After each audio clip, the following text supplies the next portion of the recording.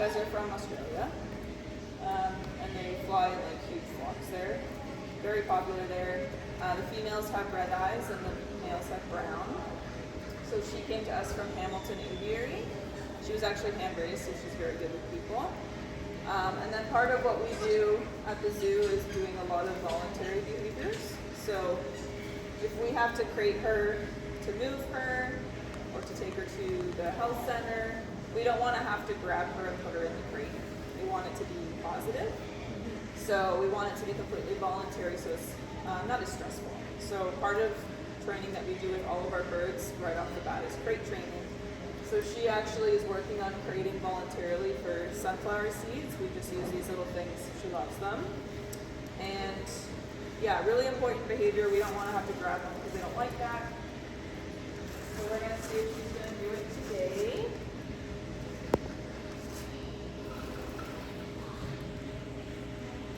Great. Great.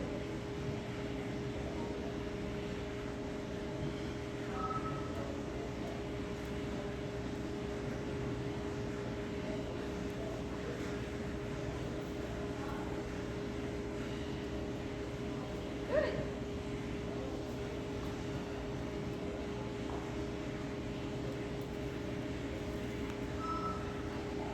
So she knows that once she goes in the crate, she gets rewarded. So that's like positive reinforcement, similar to the training you would be doing with your dog at home. Associating a dog with going in a crate being a positive experience. And if she doesn't want to do it, I'll just try the next day.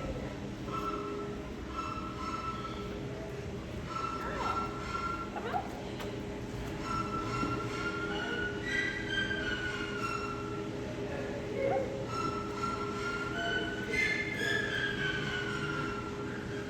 Gets distracted by crumbs sometimes. Good girl. Very nice. Oh.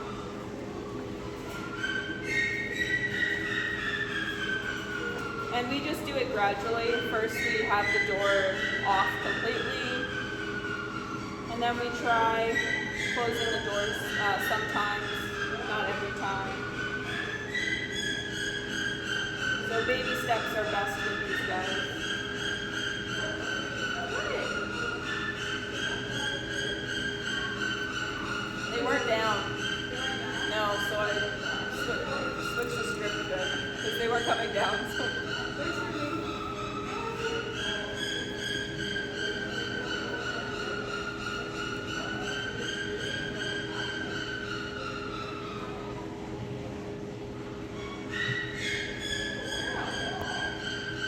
So yeah, she's very smart, and you'll know when she's not going to do it, and that's not a big deal.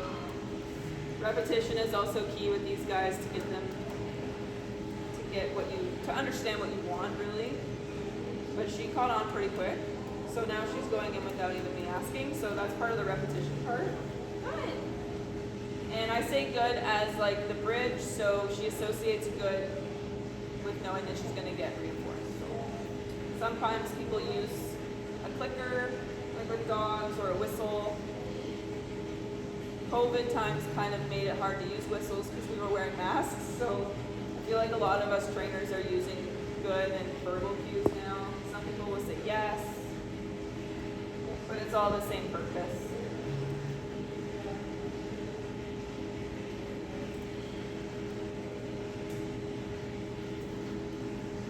Another important thing we do with her is scale training. So with birds, because they're so light and there's not much weight to them, their weight changes drastically day by day depending on what they eat. So weighing birds daily is important because if you see a drastic decline overnight, you might think something's wrong. So if you think it's a sickness related thing, we can get the vets involved right away. With Rosie, because she is a female bird, she does lay eggs.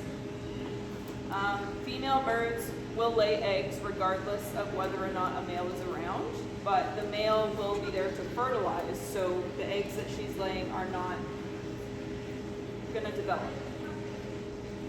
So if I see her weight go down by 10 grams overnight, I might say, oh, she probably laid an egg, and that's usually the case. So we sometimes find little surprises, like Easter, around here. But that just means that her body's doing what it should be. It's nothing to be concerned about. She doesn't seem to care. And yeah, just having her spend time in the crate with me here is good practice for her to know that nothing bad's going to happen while she's in the crate. You want to do fly? You have to get out though. This is kind of what we want though. So if she doesn't want to come out, I'm not going to force her out. I'm going to let her come whenever she wants. Because I don't want to punish her for going in the crate. It's scary, good. Come out. Okay. Right. And we've also started to work with her. Because a lot of the time when she's in here, she chooses to walk around. She'll climb up the mesh and she'll walk on the ground. She can fly. She has all her flight feathers. But for some reason, she decides to walk everywhere. So we're trying to get her to fly to her hand as exercise as well. So sometimes she does it and sometimes she doesn't. But we will see.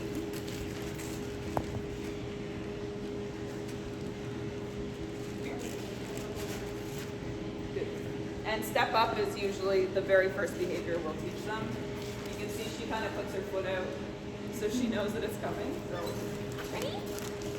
Up. Up. And if there's snacks there, sometimes she gets distracted, but come here.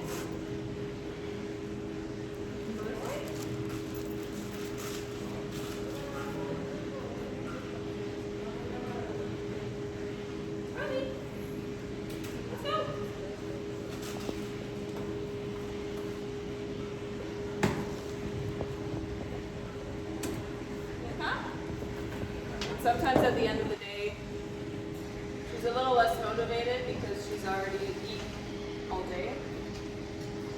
So usually we do this stuff in the morning and she's much more willing to participate. So this might be a day where she's like, no thanks, I don't want to fly. Which is fine. Yeah. Right? You're done, eh?